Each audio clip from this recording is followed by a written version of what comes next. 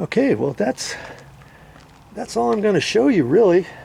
And each time you start working in the yard or whatever you're doing, your mind's going to start churning about what else could you fix, what else you could take care of with all your newfound knowledge of all the videos that I'm showing you, right? So I know later on I can tap into the lighting right there. I've got my felt ready to put underneath here. I'm going to either dig this out a little bit further or cut this off by 6 inches. I've got the little end piece. See, this is what they put on the end. See where the round bit is? They put that on the end so you don't get any dirt in there.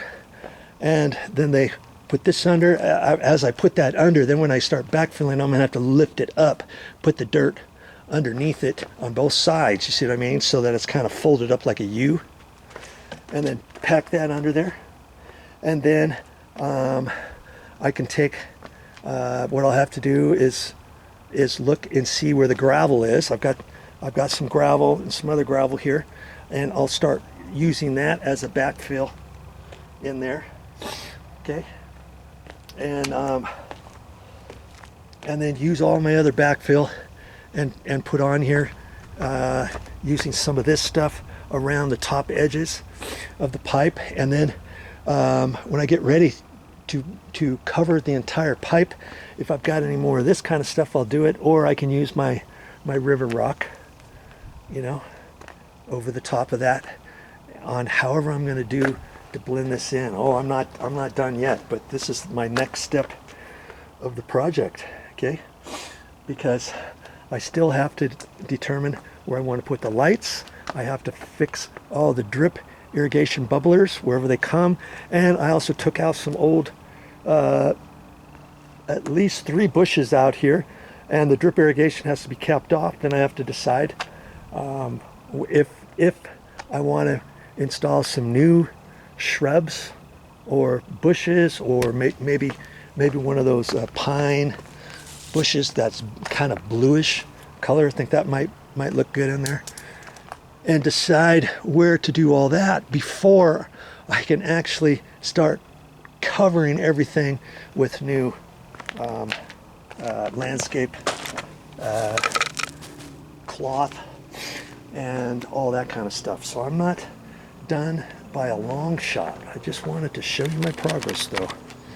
Okay, well, that's all I got for this time, but I'll be back with more videos, and I'm glad that tea went in as easily as it did.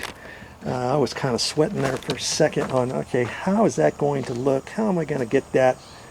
And wasn't that a good idea to take that tea and kind of move it uphill or downhill a little bit to the right instead of kind of straight across? I initially was going to do it there. I still could have done it.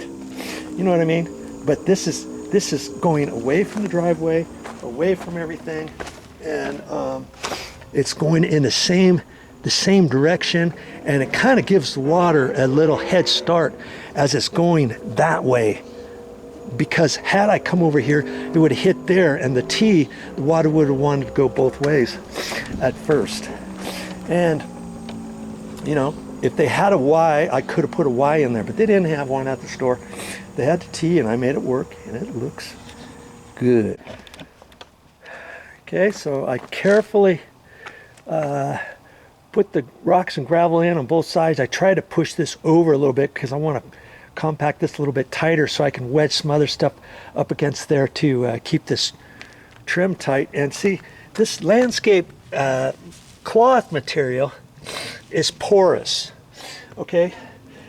It's designed for the air and the moisture to come through it. That's why you never want to put plastic underneath any landscaped area, and then rocks and stuff like that. You still want to keep your ground aerated to a certain extent. Let your water go down below it when it rains, going through the rocks, going through the moisture and weed block barrier down below. So I got some other little pieces left, and I'm just going to put them over the top